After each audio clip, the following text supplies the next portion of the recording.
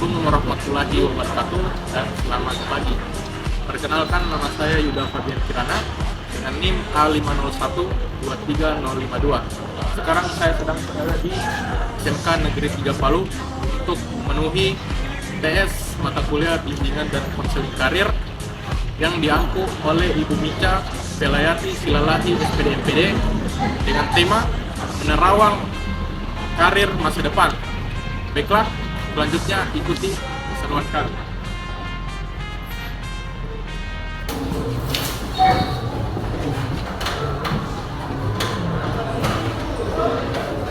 Oke, baik. Assalamualaikum warahmatullahi wabarakatuh. Waalaikumsalam warahmatullahi wabarakatuh. Sebelumnya saya mohon maaf sudah mengganggu waktunya teman-teman, barangkali masih ada yang main game. Ya, jadi sebelumnya saya perkenalkan diri kembali. Nama saya itu Yuda Fabian. Sebenarnya nama saya itu ada dulu, cuman nama ketiga itu nama ciri, jadi saya agak malu pakainya. Ya, saya Yuda Fabian. Saya mahasiswa dari Universitas Tadulako, tepatnya di Fakultas Keguruan dan Ilmu Pendidikan, program studi bimbingan dan konseling. Jadi saya di sini pertama-tama saya mau mengajak teman-teman sekalian untuk menyampaikan harapannya tentang bagaimana sih karir teman-teman, maunya itu kedepannya itu mau jadi apa. Di sini kelas apa? Jurusan apa?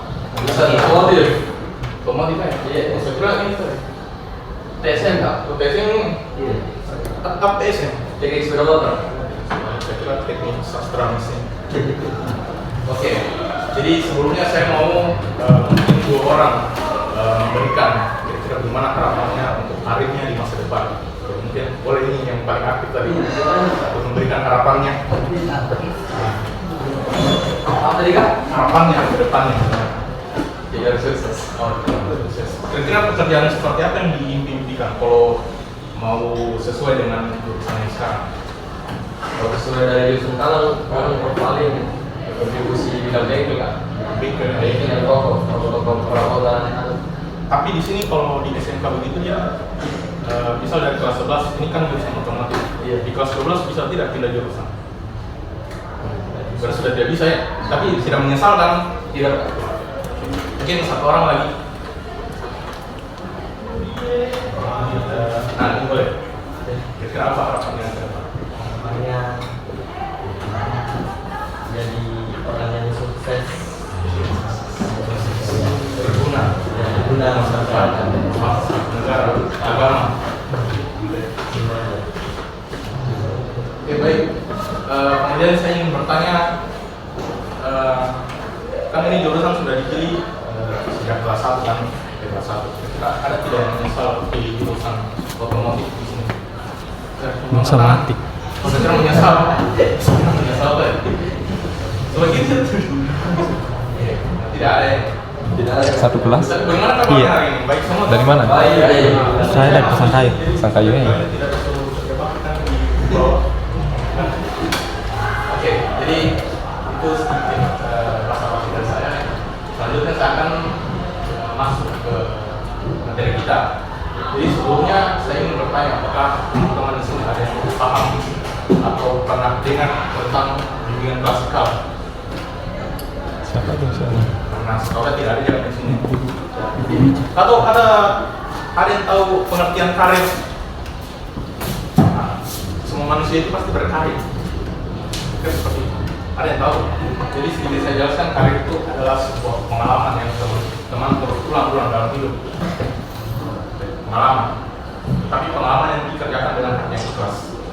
Nah, ujung-ujungnya pengalaman itu akan sampai di pekerjaan. Itu yang dinamakan karir. Jadi materi pada hari ini adalah menerawang karir masa depan. Jadi saya akan ajak teman-teman untuk melihat kira-kira bagaimana sih nantinya karir teman-teman itu di masa yang akan datang.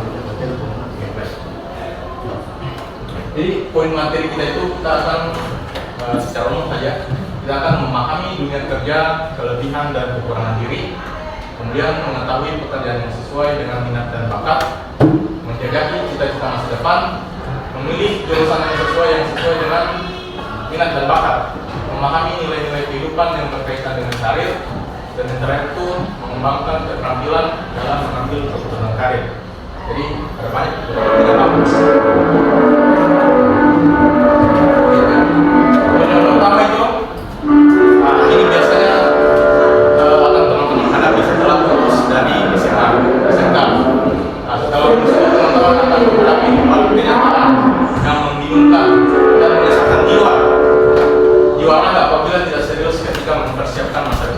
Jadi teman-teman kalau sekolah kerjanya hanya bolos, gigit tawuran, nantinya kalau lulus itu akan susah. Kalau tidak, memang betul-betul mempersiapkan masa depan tersebut. Nah, ini 4 poin. Yang pertama itu perguruan tinggi, yang kedua itu dunia kerja, yang ketiga dunia asmara atau berkeluarga atau nikah. Nah, kalau sudah buntu menikah, nah, dan yang keempat itu jadi beban ortu. Nah, jadi kalau untuk di perguruan tinggi itu, kalau di SMK, biasanya orang-orang dari SMK itu banyak masuk di teknik. Misalnya kalau di otomotif, biasanya orang masuk di teknik mesin. Sudah ada di sini yang ancang-ancang masuk di teknik mesin. Tapi dipikir-pikir dulu, keras di sana. Tapi di sini juga keras kepala batu. Kemudian untuk dunia kerja, nah, seperti yang dibilang siapa tadi namanya, mau berkontribusi di dunia bengkel di Palu atau di mana? Di Palu saja. Nah, bisa juga langsung masuk di dunia kerja, ya langsung masuk di bengkel, kalau sama otomotif. Nah, dunia asmara bisa juga langsung menikah, tapi menikah turunannya jadi nganggur, beban ortu dulu. Nah, kalau tidak bekerja langsung masuk di dunia asmara dan keluarga. Nah, sementara teman-teman belum dapat pekerjaan, nah, kira-kira siapa yang mau biaya-biayain kita? Nah, ya ortu. Nah, nganggur, beban ortu sudah tidak perlu saya jelaskan. Kemudian lanjut. Poin 2. Pekerja itu yang penting bahagia. Nah, ucap orang yang masih nganggur. Biasanya seperti itu. Biasanya orang yang masih nganggur itu bertanya, "Kak, kenapa belum dapat pekerjaan?" Ya, karena saya belum menemukan yang tepat yang membuat saya bahagia. Kalau dia masih nganggur. Gitu. Kemudian poin 2 itu mengetahui pekerjaan yang sesuai dengan minat dan bakat. Dilihat pekerjaan yang sesuai dengan minat dan bakat. Pertama, cari tahu dahulu prospek kerja yang tersedia untuk lulusan kejuruan di SMK.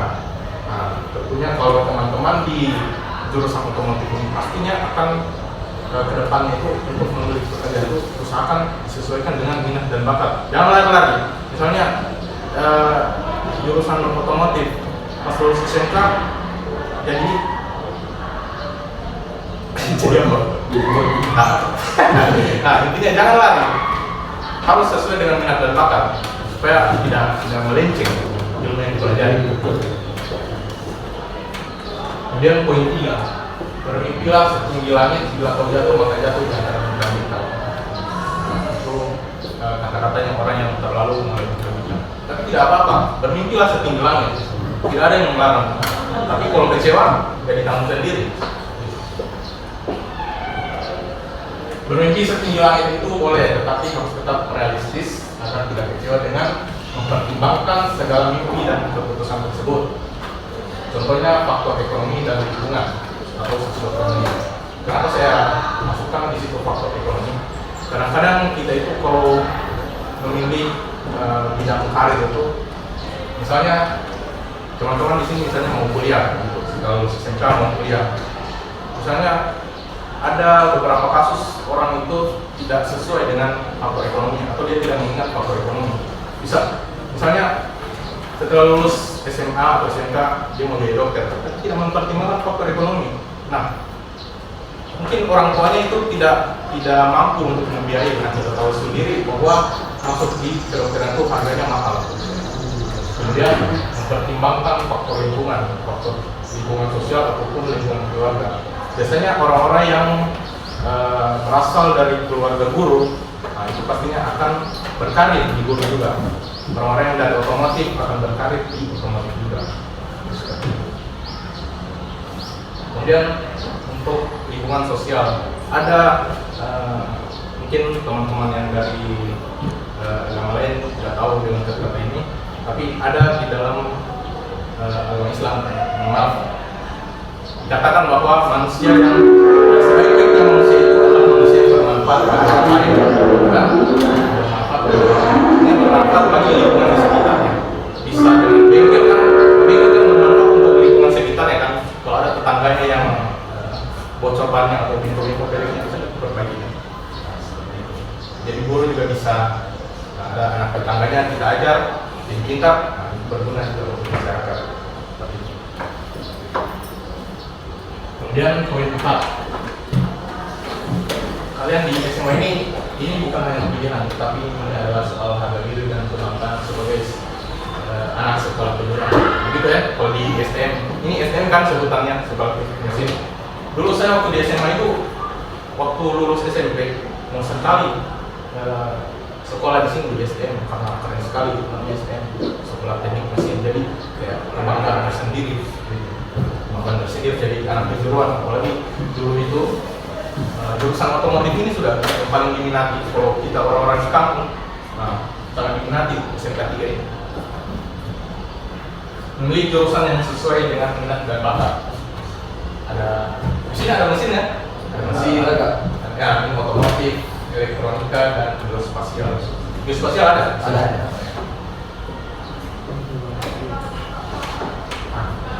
Bang kamu hari ini menentukan kegiatan untuk masa depan.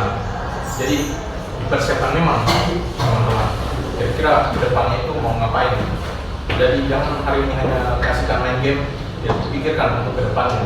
Dan juga siapa yang membiayai kita.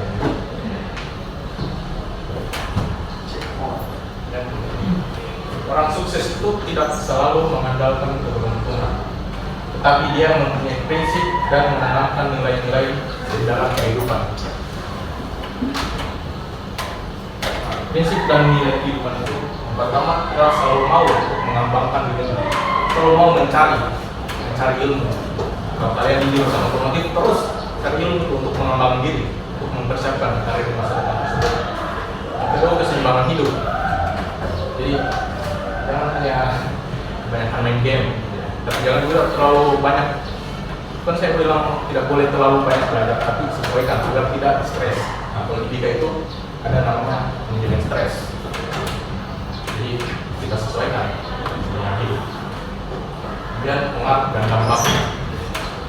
Kalian di otomotif itu usahakan ketika mempersiapkan karir itu harus mempertimbangkan juga pengaruh dan dampaknya. Kira-kira apa pengaruhnya untuk orang-orang di luar sana? Apa dampaknya? Apakah kalian berguna nantinya di masa depan ketika mempersiapkan karir itu, ketika sudah menjajaki karir itu? Apakah berpengaruh? Apakah berdampak? Yang menjadi pertanyaan dasar. Harus mempunyai pengaruh dan harus mempunyai dampak. Itu namanya orang yang berguna. Kemudian poin 6, mengembangkan keterampilan dalam mengambil keputusan karir. Inkompetensi lebih banyak membunuh orang daripada kejahatan.